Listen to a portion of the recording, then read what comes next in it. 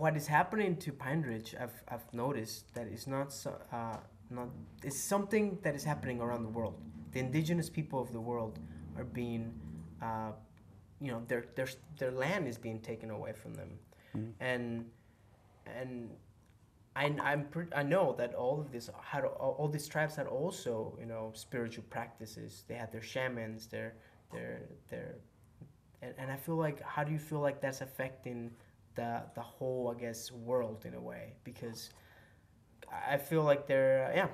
Do you think that's kind of, or what, better question? What is your view on the other indigenous around the world? When you look at how things happen in the world to people that have come across colonization, being colonized. I mean, it follows that same pattern, but I mean, it changes only in context of time, right? I mean, what happened back then to take our lands, I mean, because of the gold or whatever's in those mountains, they want it.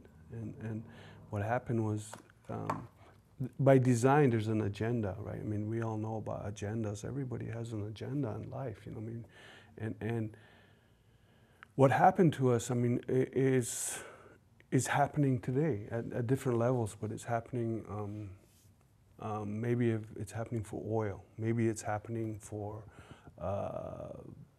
other things, water. I mean, it's eventually going to reach that point where maybe they'll be wanting people's water for, and the way they go about it is coming into a community and saying they're godless, they're heathens, they're uncivilized, and they're going to create a really a bad view of these people. Like, they're heathens. They practice. I mean, back then I think they called us devil worshippers or something. But I mean, and they created this really agenda of the world. Yeah, this image of us, and they put it in, and it became like propaganda. I mean, they put our warriors as scalping the immigrants, and when that wasn't our way of doing things. It never was. When you look at a people who lived what I call purity of mind, purity of living, we could actually drink from those rivers. Where the uranium is now toxic levels, we used to drink from them. We used to fish in them. We used to swim in them. And the land, the water, everything we ingested was pure. There was no additives or preservatives.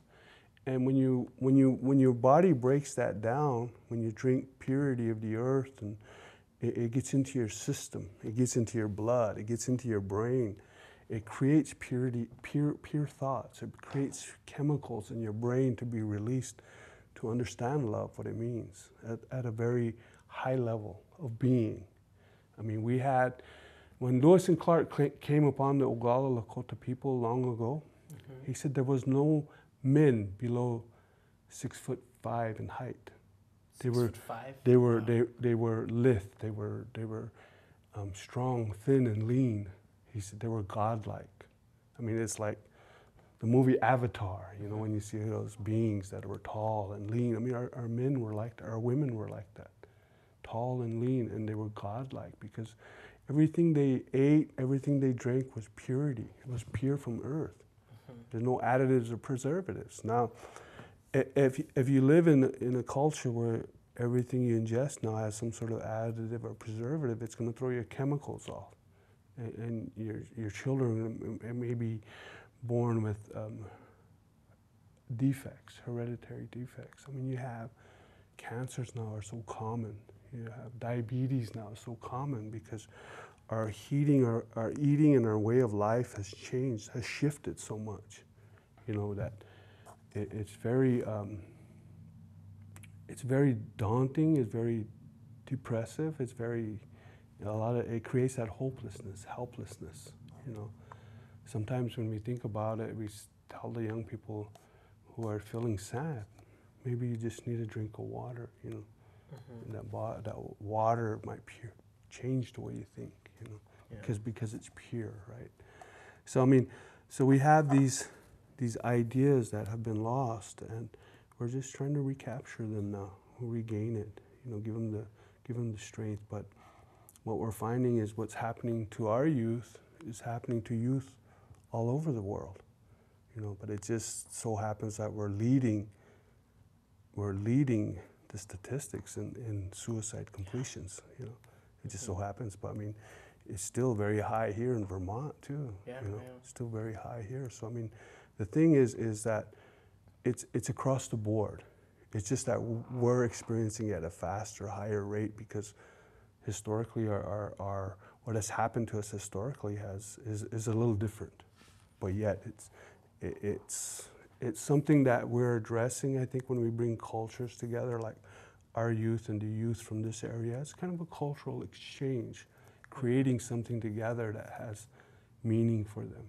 You know, so that's what we hope to address. You know, I mean, we want to look at unity. I mean, we never had it before. I mean, they call it the United States, but unity never existed in this country before. You know, so that's something that we're taking a look at and maybe addressing it at their level, at their age group. Maybe they can attain it, you know, and get a good feeling from that. And maybe we can learn from that.